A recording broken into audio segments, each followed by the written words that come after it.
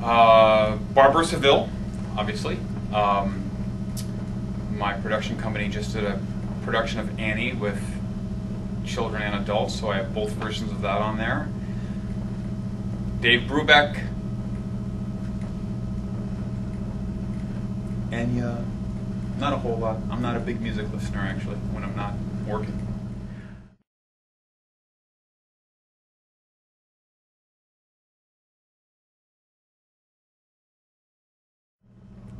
I wouldn't know how to answer that. I don't have. I guess the first name that comes to my head is Abe Lincoln. You know, here's a guy who's a self-made.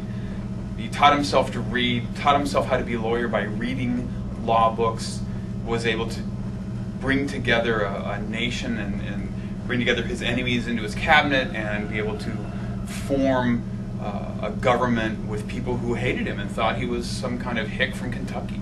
And you know, if that isn't working in real life, I don't know what is.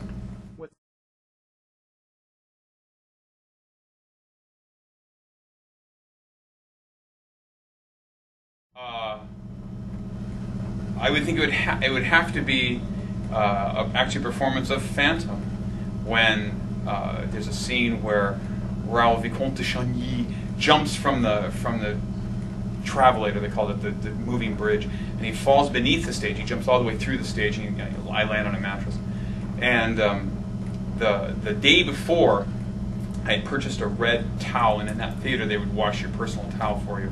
And I had a couple of different pairs of undershorts that I would wear, white undershorts, and they had washed it all together, so I had this bright pink underwear. And when I landed on the mattress, I totally split my pants. And unbeknownst to me, it actually ends up being an on-stage story too, but unbeknownst to me, everyone else knew about this but me. So all the backstage people were just in hysterics. My Christine was in hysterics, everyone, but no one told me. So backstage, everyone's laughing at me and pointing, and then they let me go on stage.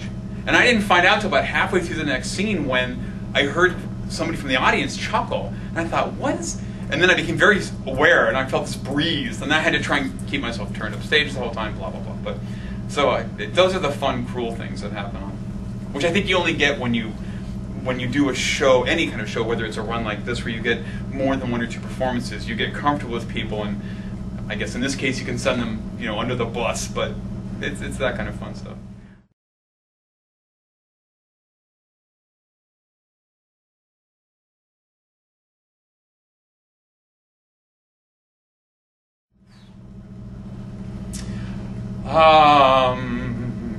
Because it's loaded with the idea of regret, and I can't. I have to say I'm lucky enough not to have a lot of it. I guess when I first went over to Germany and I was doing the opera auditions and then ended up getting Phantom, they are so structured in how they view what you do. It's called the Fach, F-A-C-H, Fach system, which is their category for what you do. And doing musical theater over there really hindered a lot of what I was able to do after that. And so it ended up, when I would do opera auditions, even, and this happened 3 or 4 different times, that people would say, you know, we'd like to talk to you about a contract for next year. Could you wait after the audition's over? We'll go out to dinner. And I mean, I even had one opera house even hand me a contract.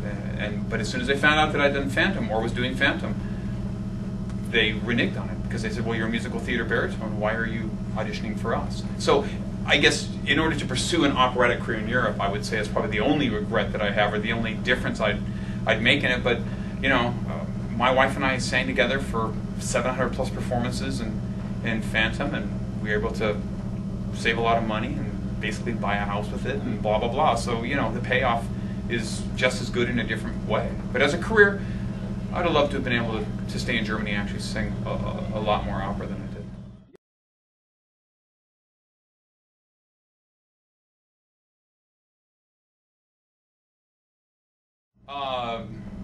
Barber of Seville is one of the premier roles for any lyric baritone. It's a role I worked on a lot when I was a lot younger, and actually I never had a chance to perform it until now. So you know, when it's a role you wanted to do and people give you the opportunity, you don't say no. So thank goodness he's a guy that can be older than a lot of other lyric baritone roles, so I end up being okay with it.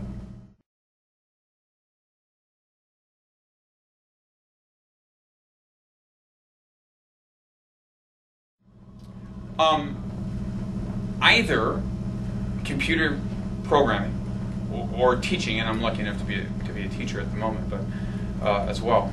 Probably computers. I went on the half-decade plan in undergrad, and my 5th year I only had 2 music classes that I had to take, so I really got into computer languages and stuff like that. And this is back when the first IBM PC was just starting to come onto the market, so that idea of learning how to program was really new. And it was instant gratification, which is very much like singing. You either sing it right or you don't, and you figure out how to make it work. But they're both very creative and in a very structured way, so that'd probably be that.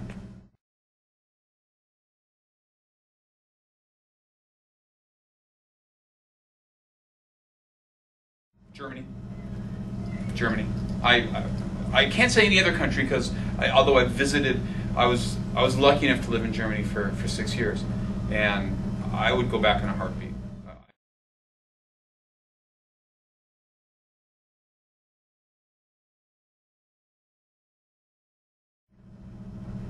Nutella? Donuts? I think Nutella. That'd probably be my best guilty pleasure.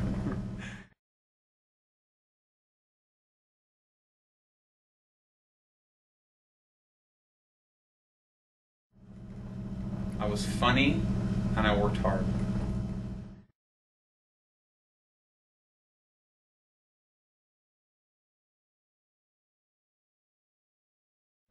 You look at things differently.